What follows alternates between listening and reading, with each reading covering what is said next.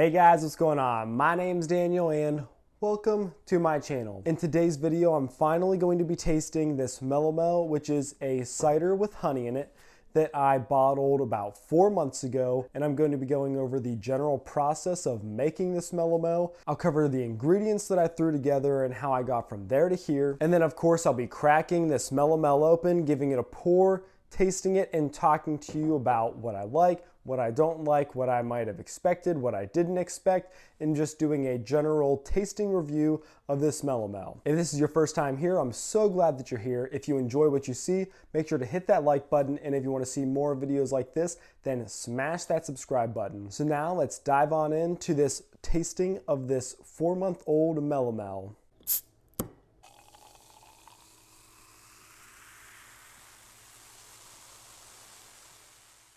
All right, everybody, so I've been doing a bunch of batches of different ciders using different kinds of yeasts, using different kinds of ciders, using different kinds of flavors. I've been having a great time throwing some farm fresh apple juice, some Mott's apple juice into containers, fermenting them, and see how they turn out. But this is the very first time that I put honey inside of a cider, and I'm super excited to see how it turns out. So for this specific recipe and process, I started all the way back in September 17th using some farm fresh cider that I got from the local farmer's market. I added just 1 pound of honey. You can obviously add more honey if you like, but that got me to a specific gravity of about 1.074. So the farm fresh cider was at 1.046. And then whenever I added the 1 pound of honey, it got me all the way up to 1.074, which was a pretty good difference. And then after I shook that all up, I simply added a 1/4 teaspoon of Premier Classic wine yeast. I've been trying to keep my recipes super plain, super simple, focusing on high quality ingredients and a good wine yeast. And I think that that has been working out for me so far. So after I added that 1/4 teaspoon of wine yeast, I let it sit, and it only fermented from about the 17th of September to the 7th of October.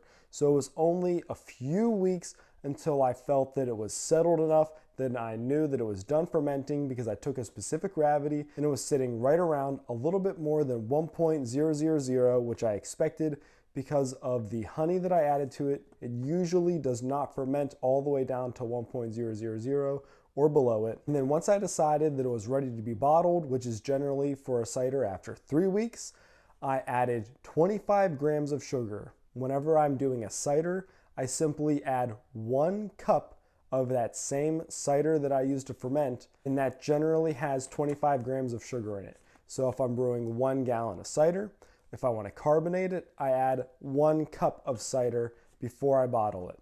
So I added 1 cup of that same farm fresh cider, bottled it all up in hopes that the yeast that was still remaining in this cider would get to work on the extra sugars that I added, releasing CO2, creating pressure, and carbonating this beverage. So that is the whole general journey from getting some good ingredients, mixing them together, waiting some time, adding a little bit of sugar once the fermentation was done, bottling it, and waiting. So before I open it, just looking at this bottle, I can see that it is fairly clear, but there is some sediment down at the bottom. So if I wanted to serve this to my friends, I would definitely want to pour it into a glass first.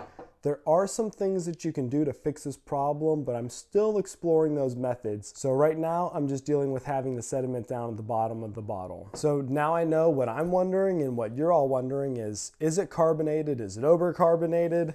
And how does it taste? So today's bottle is going to be opened by the United States Navy. Thank you very much, United States Navy, for opening this bottle for us.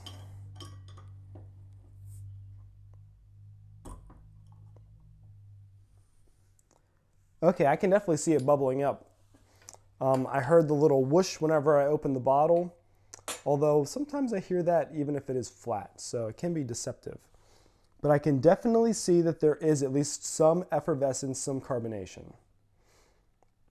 So now whenever I'm pouring this, because I know there's sediment down at the bottom, I want to be very careful to not get that all in my glass.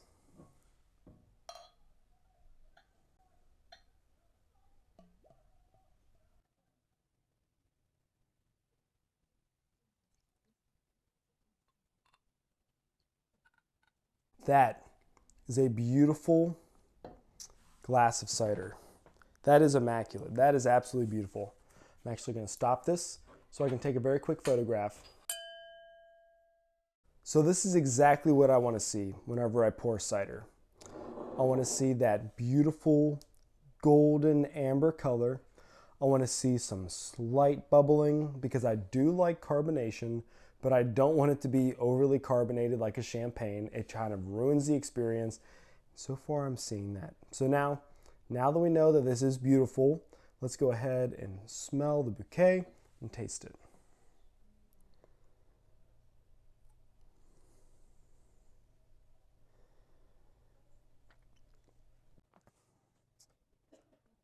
All right, so just as you would expect, I'm definitely getting a similar bouquet that you would get from a Mead, but it's very slight, and that apple scent does come through. The very fruity flavors do come through in the smell.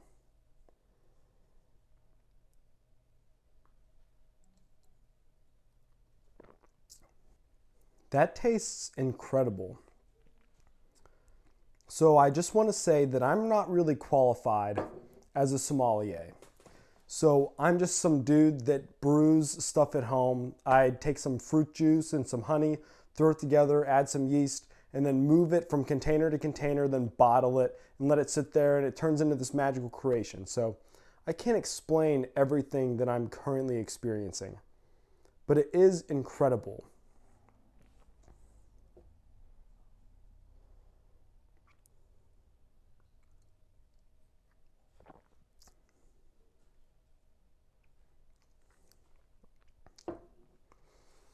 So obviously, because of the pound of honey, it's a higher alcohol content than you would get with just a normal cider. It's about 10%.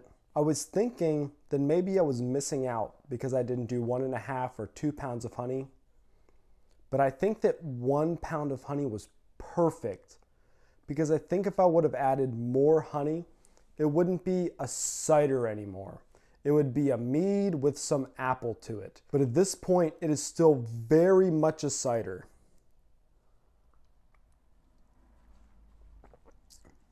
It has the very classic cider mouthfeel, just that slight carbonation, the very fruity, crisp apple flavor. As I said, I'm not a sommelier, so I'm just trying my best to explain this to you. But still, it has a lot of the characteristics that a mead has. It has that honey flavor, but it doesn't have the mouthfeel of a mead.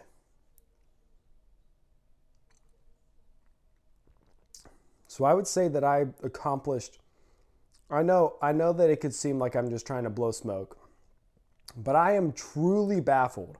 Like I can't tell you how rewarding it is whenever this works. Because sometimes you throw stuff together and the flavor's all off and it sucks. But this is incredible. I know I've been saying that a lot lately, but maybe that just means that I'm figuring this crap out. But this is so good. This is literally just 1 gallon of cider with a pound of honey added to it and a 1/4 teaspoon of yeast. I didn't add all those other additives. I didn't add any tannins or pectic enzyme, anything. I literally just did the basics. And here it is. It's just about crystal clear and the flavor is incredible. So I'm going to go ahead and pat myself on the back. If you want to see the video where I make this, there's going to be a link down in the description below. If you want to get into home brewing, if you want to get the satisfaction that I'm currently having of figuring out how to actually have an incredible creation that turns out the way that you wanted it to, there's going to be some useful links down in the description below as well. I hope that if you're following these recipes, if you're following these videos, that you're getting similar results. And if you are, please let me know down in the comments below. So I'm going to go ahead and leave you all, tell you all good night, and go enjoy this delicious Melomel that I made with just 1 pound of honey. I really do hope that you are being creative, that you're trying new things, and that it's working out for you. I have a ton of new brews in the works, so please hit that subscribe button and stay tuned. I can't wait to see what we're brewing next.